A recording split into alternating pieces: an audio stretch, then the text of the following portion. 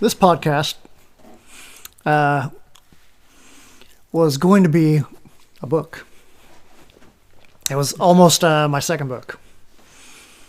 And so that's kind of the motivation behind it. I don't remember exactly when it kind of shifted into being the idea of a podcast.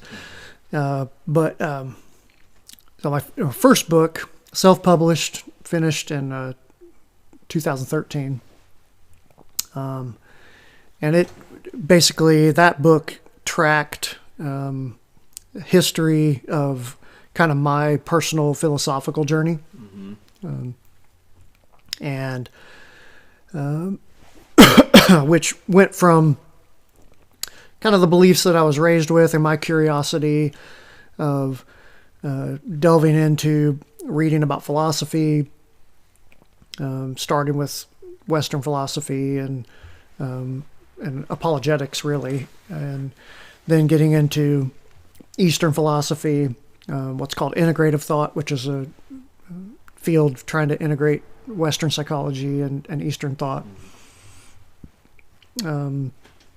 Then getting into, I think after that was more when I started getting into something called consciousness studies. I remember having some conversations about consciousness stuff. Yeah.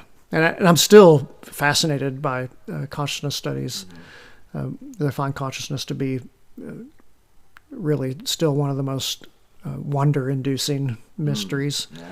And when you read consciousness studies stuff, you have to kind of get into science. You have to dip your toes into that world because you have to read about the brain and about body chemistry and things like that. Deep enough to know that that we're like, that's still the hardest problem. Yeah. That we basically have no idea about. Yeah, for sure. But you need to rule that out, you know? Yeah. Well, even to understand what's being said, you have to read some science stuff. Mm-hmm. And then that kind of led me into reading more philosophy of science, reading about epistemology and the scientific method and kind of what counts for scientific knowledge. What do we mean? It's interesting how our interests drive our education. Mm-hmm. I've had that a lot as well because like the terminology thing, you do have to have a base depending on what you're looking at. And I've spent a lot of time looking up words, asking Siri, what does this $5 word mean? Sure. Yeah. But it's, a lot of times I find them, because trying to learn that outside of the context of if you weren't interested in the subject. Going into I'm just going to go read the dictionary today so I can gain knowledge. Yeah. True. Hard motivation. Yeah. Yeah, so that path for me kind of ended, end is not exactly the right word, which is what I'm getting to. But by the time that I had kind of finished up that book, I had become comfortable with the fact that I rejected a number of ideas that I had been raised with, all right? Kind of, and those ideas gathering around what could be called theistic descriptions of the world. And so to where I rejected some of those key assertions and descriptions of the world. And so that kind of led me into the atheistic circles. And I already, by the time I finished the book up, was having some thoughts beyond that. And had some other things that I was interested in looking at. And I wasn't real interested even in marketing the book. It was really more of a process that I went through to kind of get my thoughts out onto to paper, so to speak, even though I didn't put it in print. It's an e-book. And it's about as print gets. Yeah. But the social circles that kind of put me in, that I spent some time in, I actually found to be really negative. I had a really negative, it left a negative taste in my mouth.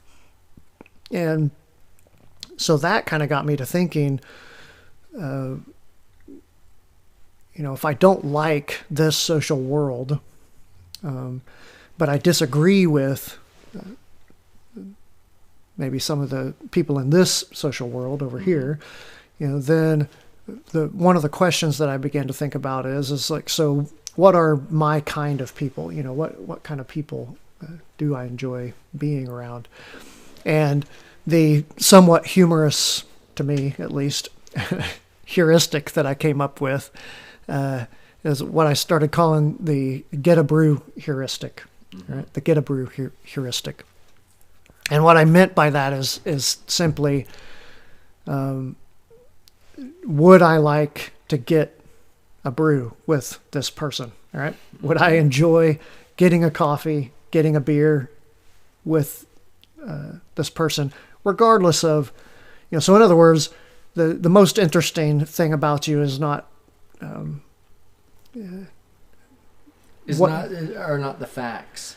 Yeah, the actual things you believe or think. Isn't that interesting that